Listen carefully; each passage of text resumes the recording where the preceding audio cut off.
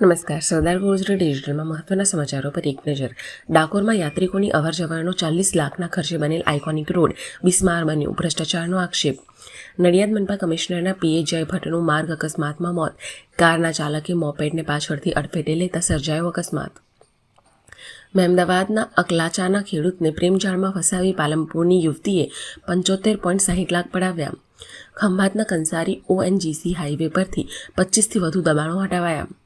ખેડાના નાયકામાં વેચાણે લીધેલ ઘઉં, ડાંગર પેટે આપેલ 5 લાખનો ચેક રિટર્ન કેસમાં 3 માસની સજા. ખંભાતમાં મિત્રતાના નાતે ઉછીના આપેલા 2 લાખના ચેક રિટર્ન કેસમાં બુદ્ધેજના વેપારીને 1 વર્ષની સજા. બરોડા ક્રિકેટ એસોસિએશનની ચૂંટણી અંગે હાઈકોર્ટનો નિર્ણય. ચૂંટણી યોજાશે પણ પરિણામ પર રોક. બેલેટ પેપર રાખવા પડશે સીલબંધ. વડોદરાના અણખોલ ગામ નજીક ડ્રેનેજની ચેમ્બરમાં ઉતરેલા શ્રમજીવી અને કોન્ટ્રાક્ટરના મોત. ગુજરાતમાં વાહન ચાલકોએ 1 વર્ષમાં 231 કરોડ દંડ ચૂકવ્યો.